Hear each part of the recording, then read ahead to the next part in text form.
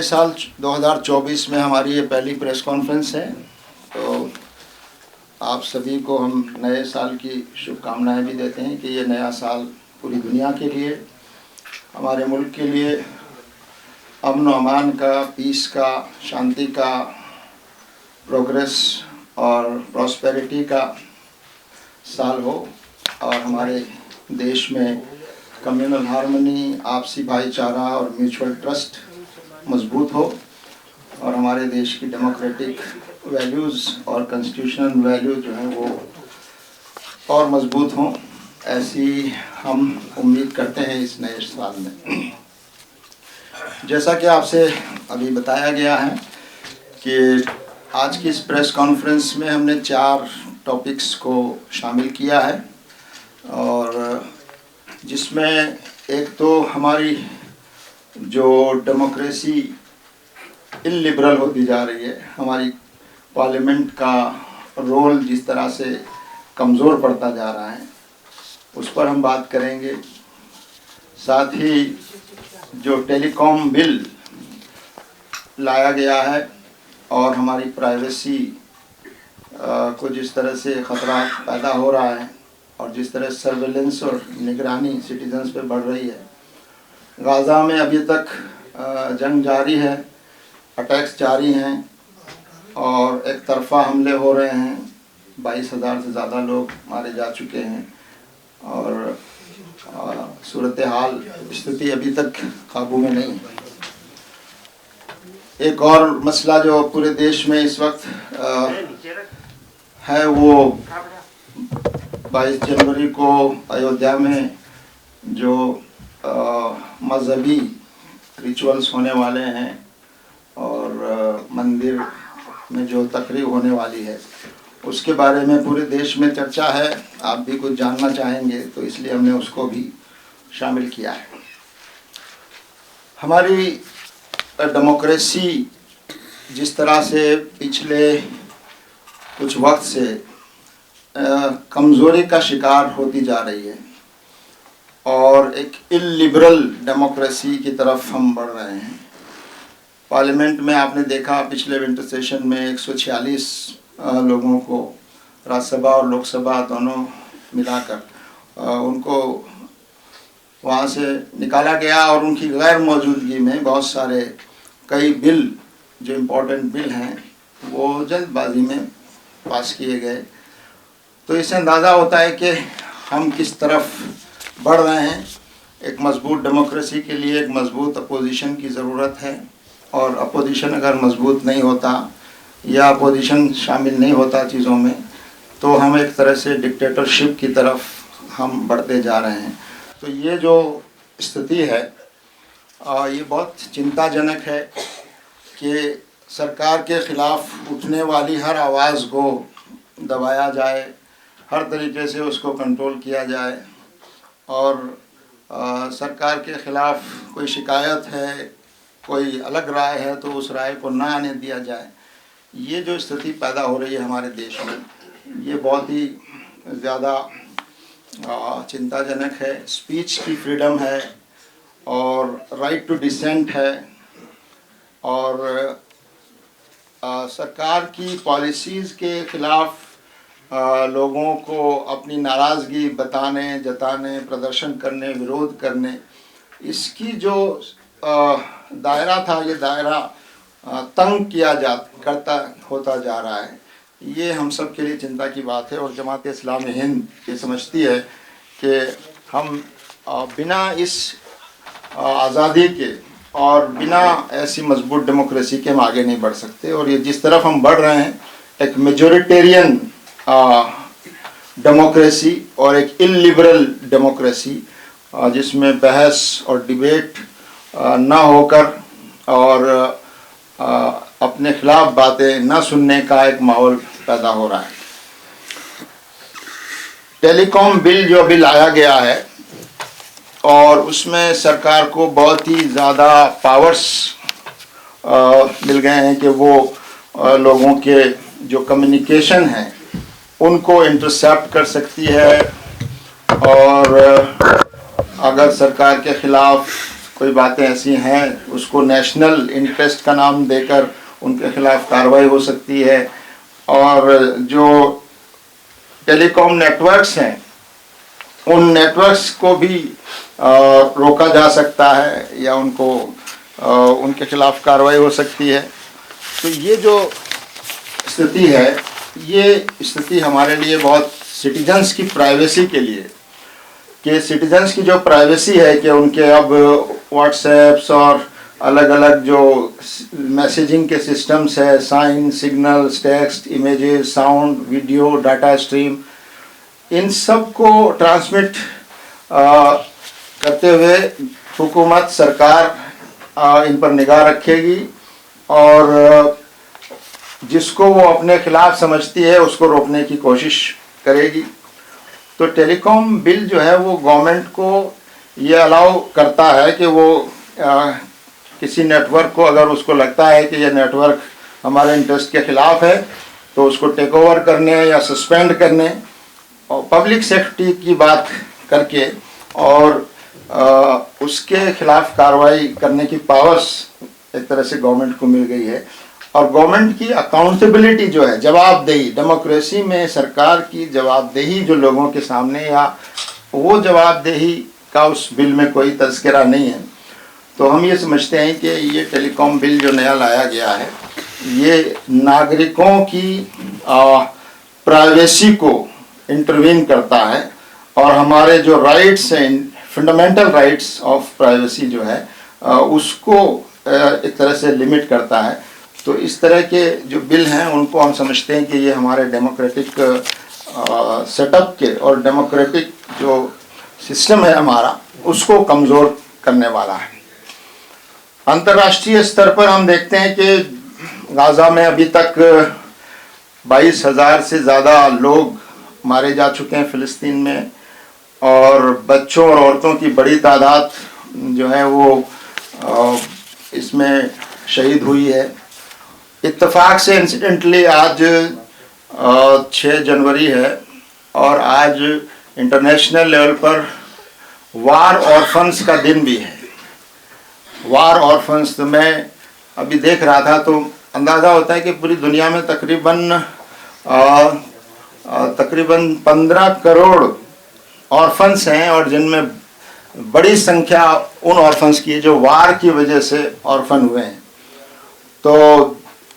ये भी आज हम उसको याद करते हैं कि ये जो सिलसिला चल रहा है इसमें बच्चों की तादाद भी बहुत मारी गई, लेकिन ऑर्फन्स भी बड़ी संख्या में इस गाज़ा वार में हुए हैं, जिनके माँ बाप जो है वो मारे गए हैं। और मैं देख रहा था तो हमारा देश भारत जो है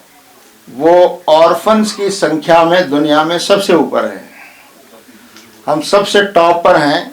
कि ऑर्फन्स पूरी दुनिया में जितने पाए जाते हैं उसमें सबसे ज़्यादा ऑर्फन्स हमारे देश में पाए जाते हैं। तो हम ये समझते हैं कि गाज़ा में जो कुछ हो रहा है, यकीनन इसराइल बराबर हमले कर रहा है, इंसानी जानों का नुकसान बराबर हो रहा है।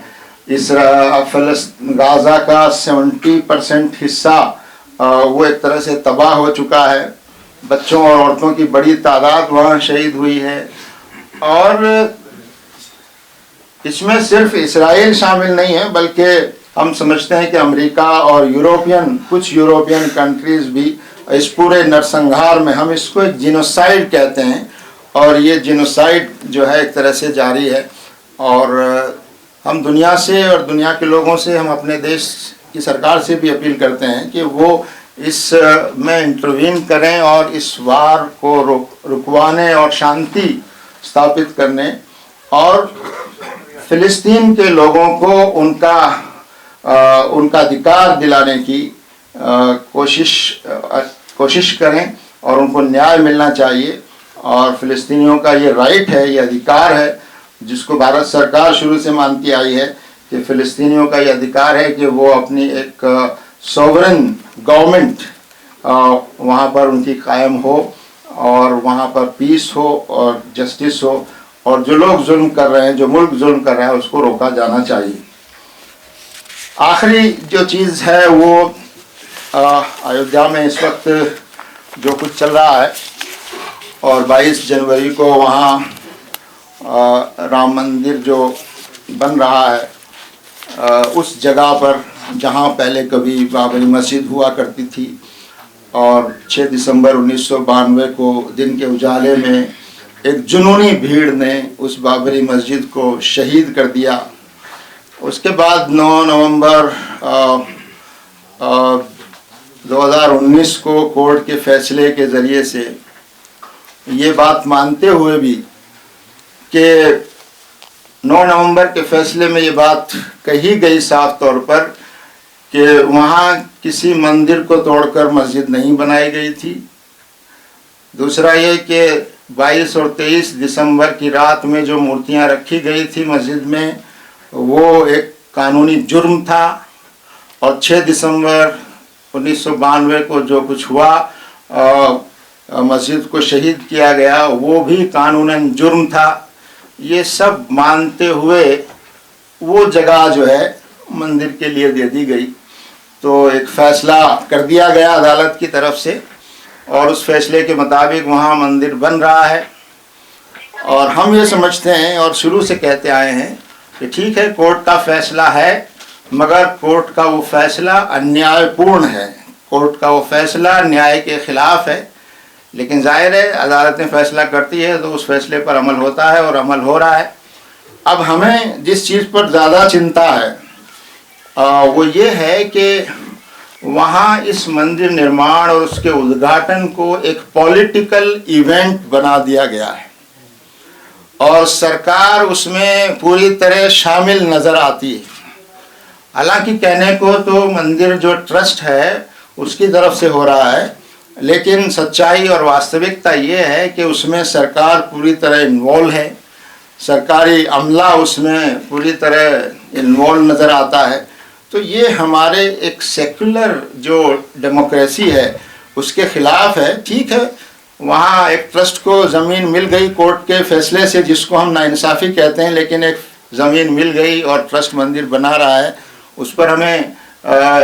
कुछ कहना नहीं है। सिर्फ यही कहना है कि वो ज़मीन जो है नाइंसाफ़ी के साथ दी गई, लेकिन उसमें सरकार जिस तरह शामिल हो रही है और सरकारी इवेंट जिस तरह उसको बनाया गया है और उसको एक तरह से इलेक्शन कैंपेन का एक माध्यम बना लिया गया। ऐसा लग रहा है कि वो मंदिर की प्राण प्रतिष्ठा नहीं हो रही है, बल्कि 2024 के इलेक्शन की कैंपेन रैली है वो। तो ये देश के लिए चिंताजनक है। हम धर्म गुरुओं और धार्मिक गुरुओं से भी ये बात कहते हैं कि इस घटना को इसको रिलीजियस ही रहना चाहिए था, इसमें सरकार को इन्वॉल्व नहीं होना चाहिए था, और इसको राजनीतिकरण इसका नहीं किया जाना चाहिए। तो हम 3 शब्दों का प्रयोग कर रहे हैं। इस इवेंट को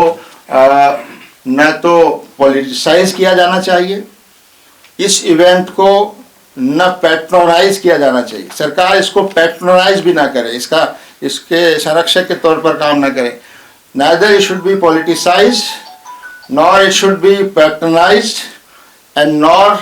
society should not be polarized। तो हम समझ रहे हैं कि 3 चीज़ें हो रही हैं जो हमारे लिए आपत्तिजनक है कि इस धार्मिक जो उत्सव है और एक धार्मिक प्रायोजन है जो एक ट्रस्ट के माध्यम से धर्म गुरुओं के जरिए होना चाहिए था, अब वो एक तरह से पॉलिटिसाइज भी हो रहा है और उसको सरकार पैटर्नाइज भी कर रही है, और उसके माध्यम से सोसाइटी को पोलराइज करने की कोशिश भी की जा रही है। तो इस मौके पर हम मीडिया के माध्यम से यही बात कहना चाहते हैं कि सरकार को जो है वो अपनी संवैधानिक जो दायित्व है उनके दायरे में रहते हुए काम करने की ज़रूरत है। दूसरा, इस मौके पर हम ख़ास तौर से मुसलमानों से ये बात कहना चाहते हैं कि वो किसी बात से निराश और मायूस ना हो, और अगर उनको उकसाने की कोशिश की जाए तो वो उस जाल में ना फंसें, और ऐसी कोई चीज़ जो उकसाने वाली हो उसका कोई नोटिस न लें और अपने आप को और संयम बरतें और मायूसी। और देश में एक भाईचारे का माहौल पैदा होना चाहिए और देश में कम्युनल हार्मनी का माहौल पैदा करने की कोशिश होनी चाहिए। और और इस देश को कैसे चलाना है वो सबसे ज़्यादा हम सब के लिए इम्पोर्टेंट है। ये देश सभी धर्म के लोगों का देश है और हमारे संविधान में सब धर्मों को बराबरी का दर्जा मिलना चाहिए, ये हमारा संविधान कहता है। सरकार किसी धर्म विशेष को बढ़ावा देने या किसी धर्म विशेष का प्रतिनिधित्व करना जो है वो सरकारों का काम नहीं होना चाहिए। तो इस मौके पर हम यही बातें आपके माध्यम से लोगों तक पहुंचाना चाहते हैं कि देश में अमन और शांति और भाईचारा का माहौल हो और इस 22 जनवरी के जो कार्यक्रम है इससे समाज में नफरत न पैदा हो, समाज को में पोलराइज करने की कोशिश न हो, इसका राजनीतिकरण न हो और इसके माध्यम से समाज में एक विभाजन की स्थिति पैदा करने की कोशिश नहीं होनी चाहिए। तो इन्हीं शब्दों के साथ मैं अपनी बात मुकम्मल करता हूँ।